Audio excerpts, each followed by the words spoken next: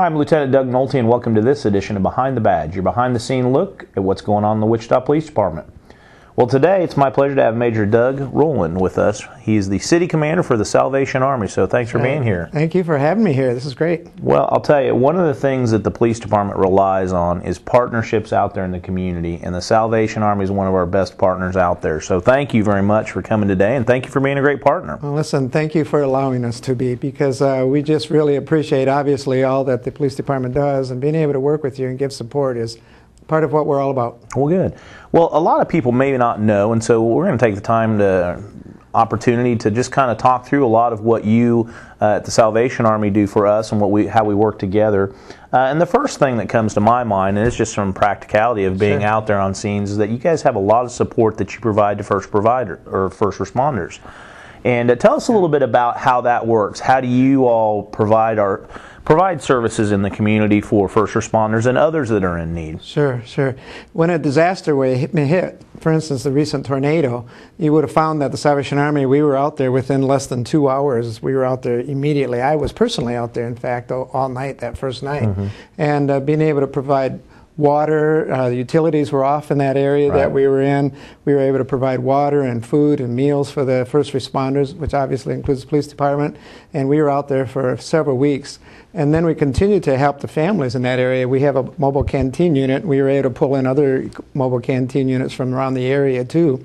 And these mobile kitchens are able to provide the meals, and we literally traveled around from block to block, giving food to those who were cutting up trees, clearing out areas, families that were going back into their homes that had been devastated, providing meals and food for first responders at that point as well. And we continued to be there for a long time. And in fact, we've even as recently as this past week been helping a family with repairing a roof on their house as they're trying to move back into their home now. Great. Well, I'll tell you, the thing for first responders in the police department, fire, and ambulance is that because you're out there and we have a resource that we can direct citizens to, it makes our job so much easier. And that's the thing that we want to highlight and again say thank you for. But you have a lot of other things that you do in the community, and one of them that we're really excited about kind of really pushing is our Christmas Crusade that's coming up. That's right.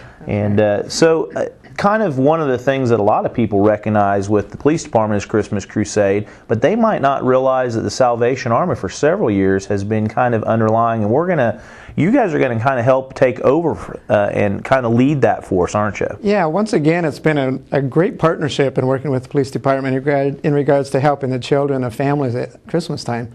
And once again this year we'll be doing that, and what it is that we take applications for families that we have an opportunity to interview them, find out what their needs are, find out even what the wants are, some of the kids too, being able to share that. And then the police department of course helps to gather in some of those toys, and then we'll be distributing them to them. Well, I know it's a really exciting time for us because obviously that's a program that's been around for 30 plus years, and you guys have really come to the forefront.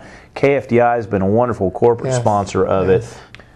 And now the Citizen Police Academy Alumni Association is joining in, and we're really excited to see what this year is going to do. And we know, unfortunately, and you probably see it as much as we do, there's a lot of need out there in the community. Yeah, there still is. We can say on an economic basis that things seem to have leveled off a little bit, but we continue to see the need. We have families on a regular basis coming to us year-round, and not just at Christmas, obviously. And so it gives us an indication of what we're going to anticipate this Christmas, knowing the needs that are still there. So we anticipate there's going to be just as much need, if not more, again this Christmas as far as the number of families and the kids that are in need of toys. So to be able to partner with you, it wouldn't happen if it wasn't for partners like the police department. Well, and agreed. How many families does the Salvation Army typically in a year or time frame serve? You must have keep numbers at some level to know. Oh yeah, we're good at that. I think in the Salvation Army. So are we. Yeah. You will be surprised to know that last year we touched about 40,000 people. Wow, that is in our community. Wow. And that's just within Wichita and Sedgwick County. It doesn't go outside of that area at all. To think that many people were touched by the Salvation Army year-round is quite amazing. At Christmas last year, we gave toys to well over 10,000 children received toys, more than one toy. And of course the families received some food and turkeys and things along with that. But to think that many are happening within the Salvation Army. This one, agency. Yeah, you're one agency. We're one agency. Sure. If it wasn't for the volunteers and the groups that we're able to partner with, it literally would not take place. And so, do you have big spaces available to put all these toys? Yeah, it's interesting you should ask that, because that's a dilemma we go through every year, is trying to find a large enough warehouse.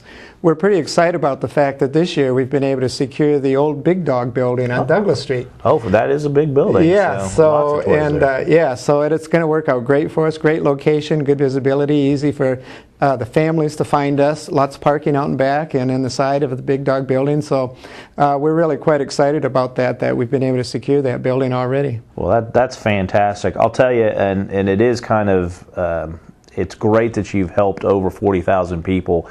And certainly you need help from other citizens and other groups. How can they, because again, they'll come to the police department and you're one of our partners, but how can we encourage people to work with your group, the Salvation Army, and make some of these things possible? Sure. Boy, I really appreciate you asking that.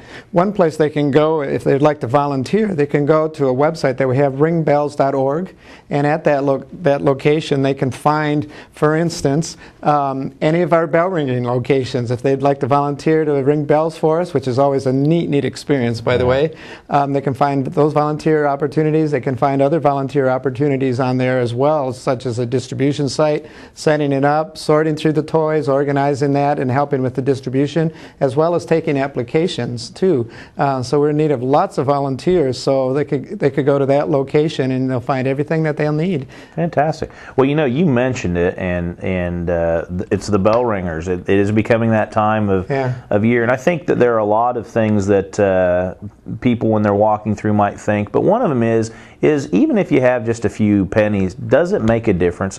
Is that really an impact? And I think sometimes people think, if I can't give a lot, then why give any? I appreciate you saying that and asking that, because of the fact it's incredible how much that change adds up. We have 50-some locations in town where you'll see the bell ringers at various times of the season, and when you add all of that up from each of the locations, it makes a huge impact on what we're able to do, not only at Christmas but year-round as well.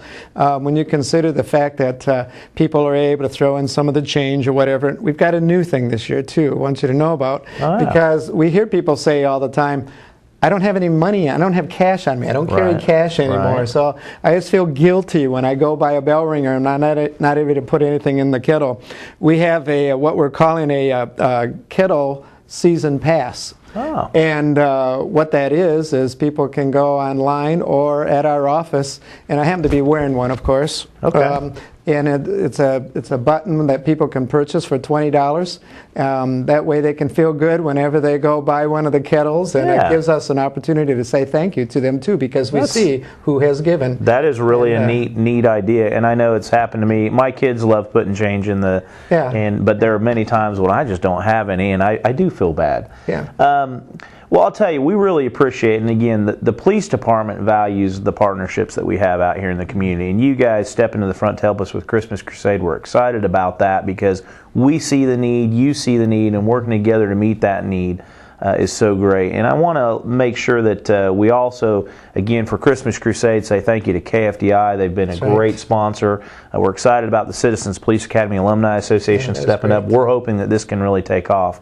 But more importantly, we appreciate you all being such a support to us, and even just coming here and talking about what we do, very helpful for us. And I hope that the community out there knows how much we really appreciate the Salvation Army. So thanks for being here. Thank you for allowing us to work with you. It means a lot to us. Well, that concludes this edition of Behind the Badge, and we hope you join us next time. And seriously, give some thought to helping out your local agencies that are helping out this holiday season.